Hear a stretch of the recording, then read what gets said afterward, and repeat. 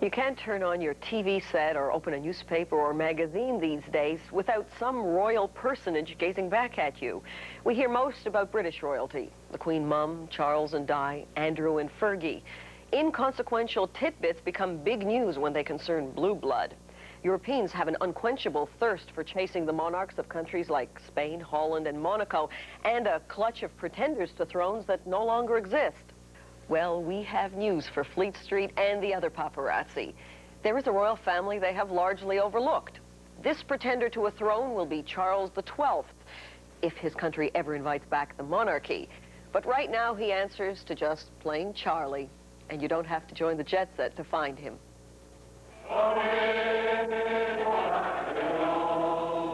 The French Republic was born when the monarchy died. And every July 14th, somewhere, someone celebrates the storming of the Bastille in 1789. In a Toronto dance hall, the Palais Royal, these French expatriates and French Canadians throw a party to celebrate. The guest of honor is the French Consul General to Canada. And representing the losing side of the revolution is this man. He says he's the King of France. He's Charles de Bourbon, a Dutch-born real estate salesman from the small town of Stouffville, a few miles northeast of Toronto. The two aren't talking. The root of the consul's coolness lies beneath this gravestone in the quiet Dutch city of Delft. Many historians, monarchists, and European governments believe the remains here are those of Louis XVII, who, but for the revolution, would have been King of France. One thing is certain, Charles de Bourbon of Stouffville, Ontario, is a direct descendant of the man in that grave. A consul general of the French Republic doesn't nod to a pretender of the French throne, certainly not on Bastille Day. What am I to call you, Charles Louis de Bourbon, King? Not king yet. If we were in France, you might call me Duke, but here you can call me Charles Louis. Oh, I can call you Charles Louis? Even that sounds a little formal. What do your friends call you? Charles or Charlie, sometimes. Charlie doesn't sound very princely to me. That's why I came to Canada, because in Canada you can just be a prince and live quite an ordinary life, and in Europe that would be very difficult. Louis XVI went to the guillotine 3 years after the storming of the Bastille. He left behind Marie Antoinette and their 2 children. She was locked up in the Conciergerie on the Seine. She followed Louis up the steps of the guillotine 9 months later. Their 10-year-old son, Louis XVII, supposedly died in captivity in the Tower of the Temple, but many historians say there was a switch and that it was a deaf and dumb orphan who died. Spirited away by royalist sympathizers, young Louis spent years on the run, eventually surfacing in France at the age of 47, using the name Karl Wilhelm Naundorff. But those who knew him as a child, including his governess, said this is Louis XVII. Naundorff wanted France to acknowledge he was Louis XVII too. They refused, so he sued. Karl Wilhelm Naundorff asked for his day in court, claiming he had 202 documents that proved that he was not an imposter, but the real Louis XVII. Instead of the justice he asked for, he was arrested, the papers were confiscated, and he was thrown out of the country. Those documents have never been released. They're classified state secrets. He lived for a time in England and then moved to Holland, where he became director of a government munitions factory in Delft. He died there at age 60. The generations that followed carried on his fight to restore the family name. Charles de Bourbon's father was a lawyer, writer, poet, and mayor of the Dutch town of Oss. He got the chance to reclaim the French throne during the Second World War. The Nazis offered it to him. He refused and joined the Dutch underground instead. After the war, his 18-year-old son, Charles, came to Canada with $10 in his pocket. He worked the mines in Timmins, Ontario, sold ladies' wear, and 10 years ago he got into real estate. He didn't think a great deal about the family history until his European relatives started dying off, leaving him pretender to the throne. Is it at all possible that great-great-grandpapa was not Louis XVII, but a con artist? That's a very, very slight possibility. because there's so many books written now. It's close to 500, and the majority, I would think, about 400 of them are all in favor of his claims. Armand Chaffanjon is editor of a weekly monarchist magazine and has written several books. He knows his royalty. Do you think that Charles de Bourbon of Canada has a legitimate right to call himself Charles XII, Duke of Berry? What he has, which is legitimate, is that he is the descendant. That poses a further problem. Louis XVII, did he escape from the temple or not? For all serious historians, it is clear that Louis XVII escaped from the temple. There was obviously complicity. And what about those papers, the missing documents? But we would have to recover the papers. There are too many enemies of Charles de Bourbon and his ancestors. They wanted the papers to disappear. They had too much to lose. How seriously do you take it all? Seriously, but not that it dominates my life or anything like that. Is this a responsibility? Do you see it that way? Yes, I see it as a responsibility, yes. In what way? Historically, it stands for something. It's now 1,000 years this year that the French have been reigned by the Bourbon family, if there was still a Bourbon family reigning in France. So that's something to not just toss away lightly. In a way, it sounds as if you have the burden of carrying on the family name and title and none of the perks. That's about what it is. Yes. Have you ever felt this is just a royal pain? No, not really.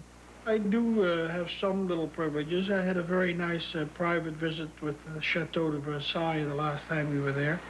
Ourselves. Oh, the old family homestead. The old family homestead, yes. And that sort of thing, you know, which is always nice.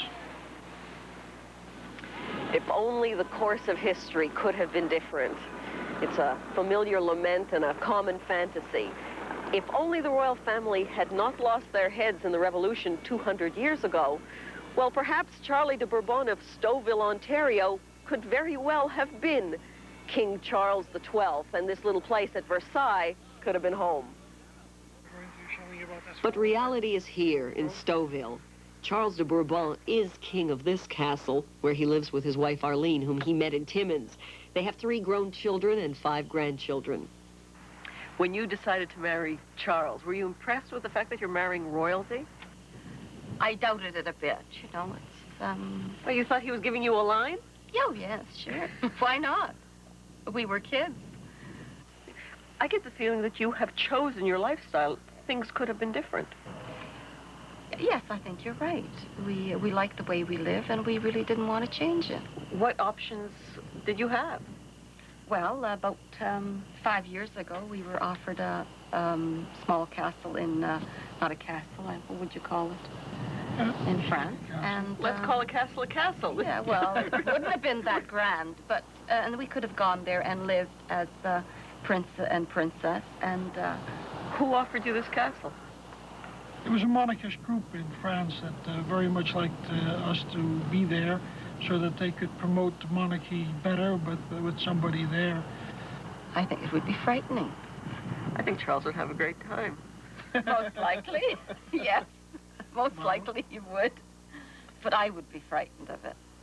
I like to be able to come and go as I please. And if I decide that I want to wear an old pair of slacks and a sloppy sweater, and I don't care who sees me in it, I couldn't do that over there. If Charles de Bourbon's claim to the French throne is valid, then his eldest son is next in line. He'll be going with me on my next trip to Europe, and he will get introduced, and we'll meet some of the people and start to get to know a little bit of his background. On the General Motors assembly line in Oshawa, he's Mike. But in Europe, he is the Duke of Normandy. You're in Paris for about 8-10 days each time, and you see very nice people. They treat us very, very well. It's like Queen for a day. That's right, that's right. They walk between 2 very different worlds. In Stouffville, it's a stroll in the backyard. In Europe, It's a stroll through the grounds of an 18th century chateau. At work in his real estate office in Markham, Ontario, the nameplate says Charles de Bourbon, but to his fellow workers, he's just Charlie. Good, Charlie, how are you? It's the same at the local coffee shop. Hello, Charlie. How are you? Oh, thank you very much. But at a summer chateau in Belgium, it's coffee with old family friends, the Marquis and Marquise de la Hamade. They are part of the aristocracy that has supported the de Bourbon claim to the throne for 200 years. Tout ça, les affaires sont très bons. 3 weeks ago, the de Bourbons took their son Michael to the ancient city of Delft, famous for its porcelain, the artist Vermeer, and Louis XVII. There is a visit to the city archivist, an expert on Louis XVII. Monsieur von Dalen helped organize an exhibit on the Mystery King 2 years ago. Tentoonstelling, yeah. Louis XVII.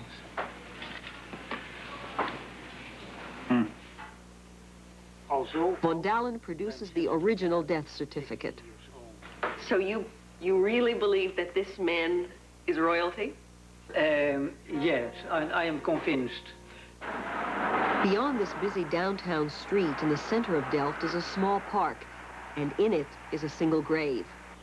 If the man in the grave is Louis XVII, then Charles de Bourbon is the rightful heir to the throne. If he's not, then Charles de Bourbon has no identity. What were the determining factors that he was, in fact, Louis XVII? The little scar that he had on his lip, we know the young prince had that, and he had it when he died. The mole on the leg, there were several other marks like that. He was vaccinated. He had a triangular vaccination mark on his... Do you think there are real and pressing reasons for keeping it a secret? It would be a big blow to many of the royal houses that have not supported us or have not helped, or the governments that have hidden all this for years and years. For centuries, Paris has been a place of intrigue, power, and pain for the de Bourbon family. Today, the Canadian de Bourbons are tourists in the city, but there is family business to attend to. Retired pilot André Fage represents de Bourbon family interests in France. It's more a labor of love than a job. Fage's family has always been pro-monarchy and pro-de Bourbon. They work out an itinerary. There will be magazine and television interviews.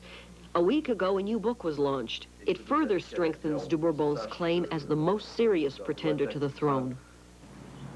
This European trip has been an education for auto worker Michael de Bourbon. You are Duke of Normandy. Yes, that's the title was given to me by my grandfather. And everything's pretty formal, but I don't take it on, you know. I don't feel like a prince anyways. And I'm usually in a t-shirt, you know, pushing the lawnmower around or out fishing or something like that. The de Bourbons came to power 1,000 years ago. Paris is marking the event with a 2-month exposition. Charles de Bourbon will attend the opening of a display dedicated to Louis XVII. The dignitaries arrive. A representative of the French military. The politicians are there. Jean Tiberi, mayor of the 5th district of Paris, greets Madame Chirac, wife of the French Prime Minister. The Count of Paris, de Bourbon's main rival. He inherited much of the royal wealth that many think belongs to Charles de Bourbon. The formalities are over. The dignitaries are inside. The de Bourbons are late. They couldn't get a cab, so they came by subway. Rumors of a real-life palace intrigue circulate through the crowded exposition. The two pretenders will meet face-to-face for the first time. Someone was going to try and introduce me, but the whole thing got kind of botched up. Nobody wanted to make the first move, I think. That's what it was mainly. It was the Count's side of the family that betrayed Louis XVI. De Bourbon is not all that disappointed they didn't meet. Back in Canada, some dreams do come true for Charles and Irene de Bourbon. For years, they've wanted to get away from it all. Finally, they have their chance. What a totally different world from Europe. Yes. Yes, one of the reasons I'm here, I guess. How are you going to stand it without having people bowing to you all the time? Well, I'll have Arlene do that once in a while, just keep up. You're going to sail off for a year. Well, we may be gone for a week or 2 weeks. We may be gone for a month. We've made arrangements to stay away as long as a year if it's possible. Nothing in this life is really for sure. Could get a call from Paris in 5 or 10 minutes, couldn't I? Saying what? Who knows?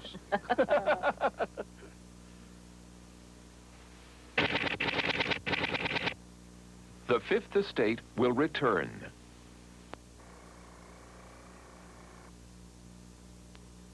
Year marks the 1000th anniversary of the French royal house. Now, to celebrate that may seem a little bit odd. Just 2 centuries ago, the French seemed very happy to get rid of their royalty, but that sentiment appears to be changing slightly. Today, there is a growing movement to bring back the king.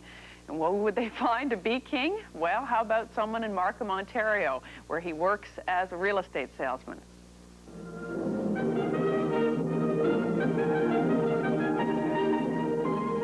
His name is Charles de Bourbon. By rights, this should be his home, the Palace of Versailles, just outside of Paris.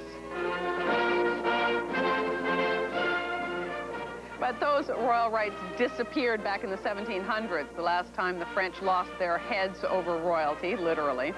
Today, the mood, though, of the Paris mob has shifted somewhat, and it's become popular and even fashionable to suggest that what France really needs is a king. In the Paris discotheques, they're dancing to a new sound they call the monarchist rock. And the country's leading royal newspaper sells nearly 500,000 copies a week. And a recent poll shows that 17% of the French would like to bring back the king. Why do they want one? There is a lot of emotion into it, too. I think French people, actually, you see, they cut the head of their king. But they are the most royalist people you can dream of. Well, some French would like a new tenant in Versailles. They're not all convinced that Charles de Bourbon is the right person. There are others who would like to be king, like Prince Henri, the Count of Paris, or Prince Michel de Bourbon, who also claims direct lineage to the House of Bourbon. While there are others with family trees or hereditary birthmarks that show they could be king, a great number of French monarchists believe the throne does belong to Charles, the real estate salesman from Markham, Ontario. Now, moving to Versailles could turn out to be the biggest land deal of his career. But even if France can be convinced that it needs a king, no one has figured out how the country could evolve from a republic back into a monarchy. Now, I never thought I'd be able to say this, but with me now is the King of France, Charles de Bourbon. Bonjour. Bonjour. Comment ça va? Ça marche. Do you speak French? A little, yes. The King of France just speaks a little French? Yes, I was born in Holland, and I never really lived in France. No, you sell real estate Yes. in Markham, Ontario. So first of all, I want to thank you